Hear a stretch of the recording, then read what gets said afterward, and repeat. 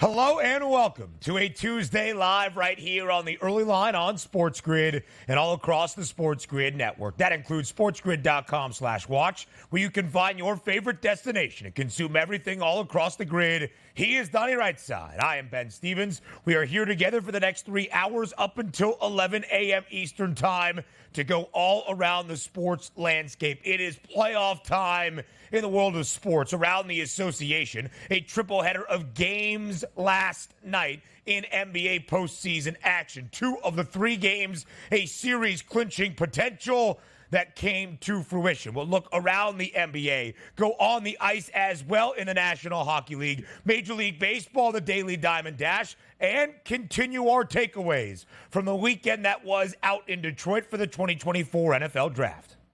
Yeah, a lot of good stuff all the way around. It's just a shame then we get to the playoffs, we get so excited, and we watch all of these playoff games like a triple header last night, but realizing 2 of those series are now over. Thunder Pelicans, gone. Lakers Nuggets, gone. And on to the next rounds we go, which we will enjoy those games, but they get few and far between. That's why we love round number 1, but great stuff all the way across the board. 3 hours to hit all of these topics. There's enough time today. We'll do it.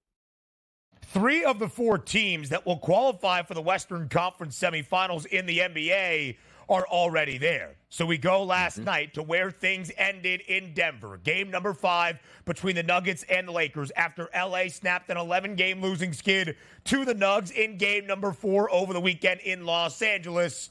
But that was the end of it. Denver advances back to the Western Conference semifinals for a second consecutive season with a 108-106 victory over the Lakers. And once again, it was the Jamal Murray game-winning dagger at the buzzer in game number 2, just about 4 seconds prior to the buzzer here in game number 5. Regardless, it was the game-winning shot. The Nuggets win 108-106. LA does cover, though, as a 6-point road underdog. Yeah, shout out LeBron James, too, also. We don't know what the future is going to be for him, but we'll certainly talk about that later. 30 points, 11 assists, and 9 rebounds in an elimination game. Certainly came to play. They're just not as good as the Denver Nuggets. As you take a look at that Nuggets starting lineup, 26 out of Porter Jr., Nikola Jokic, 25, 20, and 9. So a couple guys that are just missing triple-doubles. And then you get Jamal Murray going, I don't know if I'm going to play in this game, but if I do, let me drop 32 points, which includes another dagger at the end of the game. You look at the series price here, right? 5 games. It's like, oh, that was a gentleman's sweep. It was 50. No, it wasn't. If you watch all of those games, this was a tightly contested series, but that's what championship teams do, like the Denver Nuggets, win in the clutch, and they did that as well last night, Ben. DRS, it's such a good point. Jamal Murray dealing with a strained calf injury, came into the facilities yesterday in Denver, and they told him, hey, we don't think you should play in game number 5. He lobbied to play, and he was the difference. A game-high 32 points in his second game-winning bucket in the final 5 seconds. The first time we have seen that in the past 25 years, that a player has hit 2 game-winning shots in the final 5 ticks in a single NBA playoff series. Jamal Murray is clutch. So the Nuggets continue their title defense, but maybe the bigger story that we'll react to and break down in just a few moments is what happens in Los Angeles for LeBron James's future as a Laker and maybe in the NBA. Party like it's 2016 in Oklahoma City. The Thunder win their first playoff series since 2016 as an organization, dismantling the New Orleans Pelicans once again. Really a tight game throughout, but after the Pels lost in a tight game number 1, they really didn't show a ton of effort from that point on. OKC pulls off the sweep, 97-89, the victory last night in the Big Easy. 4 games, 4 wins for Oklahoma City. Yeah, it seemed easy, too, right? When we talked about that game number 1, just getting that first win under your belt. And then you see the Thunder, who, again, first playoff series win since 2016, winning each game where you say, Lowett, let's get that confidence, Ben. Game number 2 at home, wipe them off the court. Now, how are we going to figure going on the road here and winning a game 3, which they did? And then saying, okay, are we mature enough to close out a game number 4? And they did that as well. Love what I see out of the Thunder here moving forward. Every single series, every single time they win, Ben, much, much more confidence here that maybe they can win the NBA championship. The Thunder cover as a 4.5-point road favorite. Now 38-27 against the number, booked as the favored side throughout the entirety of this NBA campaign. Game number 2 for Miami. They hit a playoff franchise record 23 threes. That's probably going to be their only win in the Eastern Conference opening round of the postseason against the conference's top team, the Boston Celtics. The Celtics last night on the road in South Beach, another double-digit victory, booked as a double-digit favorite. Boston covers as a 10.5-point favorite, winning by 14. The Derek White game, a game-high 38 points. He banged in 8 triples from deep.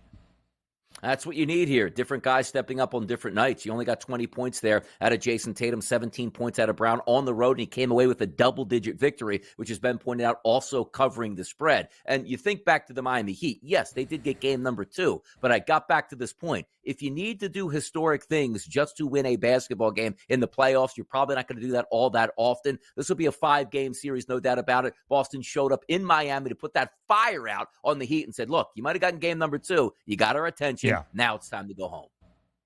But with some good, there is a little bit of bad. Kristaps Porzingis did exit game number 4 early with what Boston is calling a calf injury. Calf injuries have been a big part of this NBA postseason. Now to the ice, the Stanley Cup playoff run, a doubleheader of action in the Sunshine State Showdown between the Florida Panthers and the Tampa Bay Lightning. Florida wins in game number 5. Back on home ice in Sunrise, the Panthers win this opening round set against Tampa in 5 games, 6-1. And Donnie, out in the Western Conference between the Stars and the Golden Knights, nobody wants to win at home. Dallas loses both of its first 2 games at home. The Vegas Golden Knights winning on the road. The Stars return the favor in the 2 games in Vegas. Last night, a 4-2 victory in Sin City in game number 4.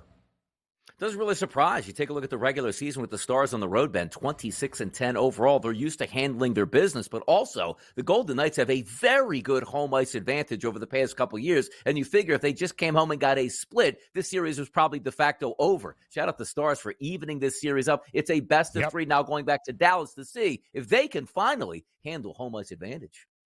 Will somebody win at home? That is the question. Big series in Major League Baseball beginning yesterday for the midweek set in the American League East, the divisional duel. The Baltimore Orioles blanked the Yankees inside Camden. 2-0 to win for the O's. Gunner Henderson led off the game for Baltimore in the home half of the first with his 10th home run already this season. The youngest player in MLB history, in the entire history of Major League Baseball, to hit 10 home runs prior to May 1st.